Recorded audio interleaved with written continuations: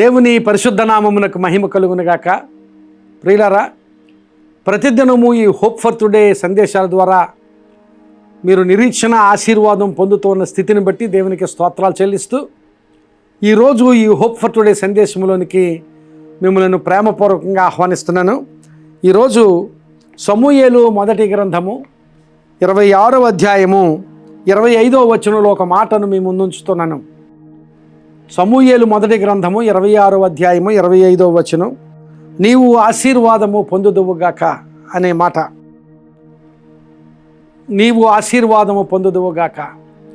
ఈ మాట దావీదుతో పలకబడుతున్న మాట. ఈ మాటలు దావీదుతో దేవుడు పలుకుతున్న మాటలు కాదు, లేక ఎవరో ప్రవక్తలు పలుకుతున్న మాటలు కాదు, యాజకులు పలుకుతున్న మాటలు కాదు, దావీదును ప్రేమించిన వారు పలుకుతున్న మాటలు కాదు, ఆయన కుటుంబం కానీ ఆయన స్నేహితులు కానీ పలుకుతున్న మాటలు కాదు. కానీ ఆయన మీద విషపు చూపు నిలిపిన సౌలు పలుకుతున్న మాటలు.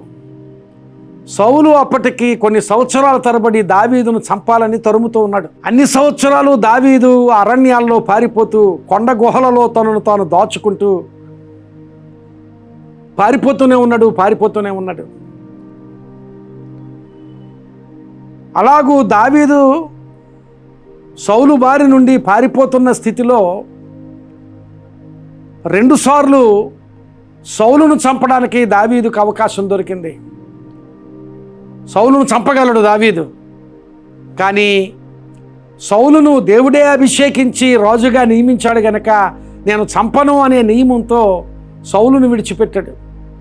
ఆ విడిచిపెట్టినప్పుడు సౌలుకు తెలిసేటట్లుగా నేను నిన్ను విడిచిపెట్టాను అని సౌలుకు తెలిసేటట్లుగా విడిచిపెట్టాడు. ఆ 2వసారి దావీదు సౌలును చంపకుండా విడిచిపెట్టినప్పుడు సౌలు దానిని గుర్తెరిగి దావీదుతో పలుకుతున్న మాటలలో ఒక మాట, నీవు నన్ను విడిచిపెట్టావు, ఎంత గొప్పవాడు అని మాట్లాడుతూ, నాయనా నా కుమారుడా దావీదు అని సంబోధిస్తాడు అక్కడ. అలా మాట్లాడుతూ ఆ మాటలలో ఒక మాట, నీవు ఆశీర్వాదము పొందుదువుగాక అనే మాట. ప్రియులారా, ఆయా సమయాల్లో దేవుడు మన ప్రత్యర్థులతో లేక మనకు ఎవరైతే వ్యతిరేకంగా ఉంటారో వారితో ఆశీర్వాద వచనాలు పలికిస్తాడు. ఒకవేళ శత్రువులే ఆ ఆశీర్వాద వచనాలు పలికినా దేవుడే ఆ వచనాలు పలికిస్తాడు కనుక ఆ వచనాలు నెరవేరుతాయి. నీవు ఆశీర్వాదము పొందుదువుగా కానీ సౌలు పలికిన మాటలు దావీదు జీవితంలో నెరవేరాయి. సొలొమోను రాజు అయినప్పుడు సొలొమోను జ్ఞానాన్ని గురించి, సొలొమోను ఉన్నతమైన స్థితిని గురించి, ప్రపంచ దేశాల్లో సొలొమోను ఉన్నతమైన స్థితిని గురించి మాట్లాడుకుంటున్నప్పుడు శాపదేశంలో ఉన్న రాణి సొలొమోనును తన మాటలతో తన వివేకంతో శోధించాలని వచ్చిందట. అంటే సొలొమోను ఎంత తెలివైన వాడో పరీక్షించాలి, లేక తన మాటలతో ఆమె కూడా తెలివైంది అయి ఉండొచ్చు కనుక తన మాటలతో సొలొమోను ఓడించాలనే ఉద్దేశంతో ఆ శాపదేశపు రాణి సొలొమోను దగ్గరికి వచ్చి సొలొమోనుతో మాట్లాడి ఆమె అడిగిన ప్రతి ప్రశ్నకు వివేకమైన జవాబు సొలొమోను దగ్గర నుంచి పొందుకుంది. అంత మాత్రమే కాదు, సొలొమోను కట్టించిన మందిరాన్ని చూసి ఆమె ఆశ్చర్యపోయింది. మందిరాన్ని చూసి ఆశ్చర్యపోవడం గొప్ప విషయం కాదు. ఆమె సొలొమోను భోజన ద్రవ్యములను చూసి ఆశ్చర్యపోయిందట. సొలొమోను తినే భోజన పదార్థాలు, సొలొమోనుకి ఉపచారం చేసే వారిని చూసి ఆశ్చర్యపోయిందట. వారి వస్త్రాలను చూసి ఆశ్చర్యపోయింది. ఆ సేవకులు కూర్చుండు పీఠములను చూసి ఆశ్చర్యపోయిందట. ఏంటి సేవకులు కూర్చుండే పీఠాలు? రాజు యొక్క సింహాసనం చూసి ఆశ్చర్యపోతే ఒక విషయం, కానీ ఆ సేవకులు కూర్చుండు పీఠములను చూసి ఆశ్చర్యపోయింది. అంతగా సొలొమోనును దేవుడు హెచ్చించాడు. ఆ వెళ్ళిపోతూ గమనించాలి, ఆమె రావడం ఆయనను శోధించాలని వచ్చింది, కానీ వెళ్ళిపోతూ నిన్ను రాజుగా నియమించిన నీ దేవునికి స్తోత్రము కలుగునుగా కానీ చెప్పి వెళ్ళిపోయింది. అంత మాత్రమే కాదు, సొలొమోనుకు చాలా విలువైన గంభీరమైన కానుకలు ఇచ్చి వెళ్ళిపోయింది. ప్రియులారా, గమనించాలి, ఎవరైతే మనకు వ్యతిరేకంగా ఉండాలని ఆలోచన చేస్తారో వారి వల్లనే మనం ఆశీర్వాదం పొందేటట్లుగా దేవుడు ఆశీర్వదిస్తాడు. అలాంటి ఆశీర్వాదం నీకు కలుగు చేస్తాడు. దావీదుకు అలాంటి అనుభవం ఎక్కడ? ఎందుకు అంటే దావీదు జీవితం అంతా కూడా నియమబద్ధమైన జీవితం. సౌలును చంపగలిగిన అవకాశం దొరికినప్పటికీ కూడా దేవునిని అభిషేకించిన వాడిని నేను చంపకూడదనే నియమం. అలాంటి నియమబద్ధమైన జీవితం జీవించాడు గనక, దేవుని వాక్యానుసారమైన, దేవుని హృదయానుసారమైన జీవితం జీవించాడు గనక దావీదును ఆ ప్రత్యర్థి కూడా ఆశీర్వదించాడు. నీవు ఆశీర్వాదము పొందుదువుగాక. ప్రియులారా గమనించాలి, మన దేవుడు మనకు ఆశీర్వాదం ఇవ్వడానికి శత్రువుని కూడా వాడుకుంటాడు. ఒక వృద్ధురాలైన స్త్రీ చాలా పేద స్థితిలో ఉంటూ తన కుమారులు కట్టించిన ఇంటిలో ఉంటూ ఉండేదట. ఆ కుమారులు వారి పనుల నిమిత్తం, వారి ఉద్యోగాల రీత్యా ఆమెను విడిచిపెట్టి వెళ్ళారు. ఆ ఇంట్లో ఒంటరిగా ఉండి తినడానికి ఆహారం కూడా కష్టమై ఒకరోజు ఆ ఇంటి వరండాలో పెద్ద పెద్దగా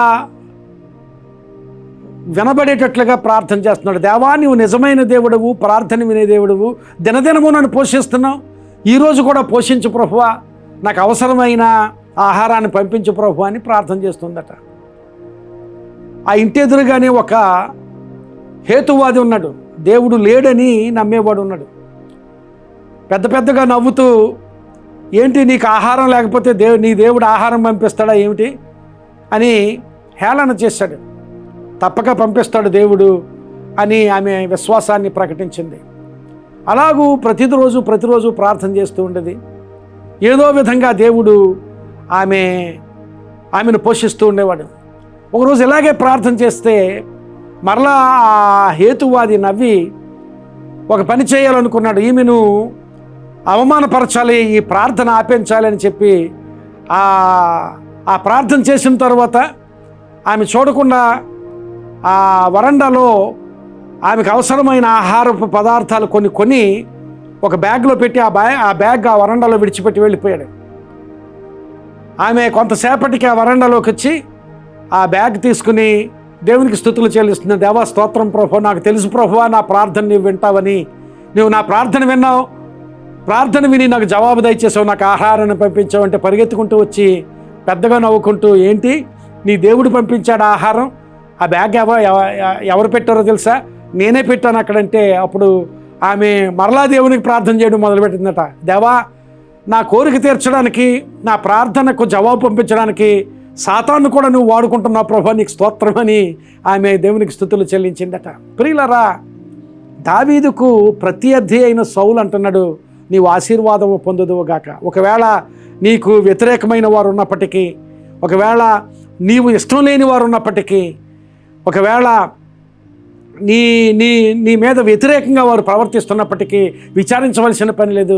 ఒక దినాన్ని దేవుడు వారి చేతే నీ మీద ఆశీర్వాద వచనం పలికేటట్లుగా చేస్తాడు. అట్టి స్థితి నీకు ఇచ్చినప్పుడు ఆ ఆశీర్వాదం నీవు ఊహించలేవు. దేవుడు దావీదును అలాగా ఆశీర్వదించాడు. అట్టి ఆశీర్వాదము దేవుడు నీకు దయచేయునుగాక. ఆమేన్. ప్రార్థన చేసుకుందాం. ప్రియుడైన మా తండ్రి, కృపగల మా దేవా, ఈ మంచి సమయాన్ని బట్టి మీకు స్తోత్రాలు. నిజమే ప్రభువా, మా శత్రువులను సహితము మాకు ఆశీర్వాదకరంగా మలచగలిగే దేవుడు నీకు స్తోత్రాలు చెల్లిస్తున్నాం. ఒకవేళ ఈ మాటలు వింటున్న వారికి ఎవరైనా వ్యతిరేకమైన వారు, ప్రభువా, వీరిని ఇష్టపడని వారు ఎవరైనా ఉన్నట్లయితే అటువంటి వారి ఆలోచనలు మార్చి ప్రభువా ఈ విశ్వాసుల పట్ల గొప్ప ఆశీర్వచనాలు పలకగలిగేటట్లుగా సహాయం చేయమని ప్రార్థన చేస్తున్నాను. అట్టి ఆశీర్వాద స్థితి వీరికి దయచేయమని ప్రార్థన చేస్తూ వారి అవసరతలను, వారి సమస్యలను నీ కృప దయచేయమని యేసు నామమున అడుగుచున్నాను తండ్రి. ఆమేన్. God bless you friends. May this message be a blessing to you and to your family. ఈ సందేశం మీకు ఆశీర్వాదకరంగా ఉంటే తప్పక మీకు తెలిసిన వారికి షేర్ చేయండి. వాళ్ళు ఆశీర్వదించబడితే దేవుడు మిమ్మల్ని కూడా ఆశీర్వదిస్తాడు. God bless you.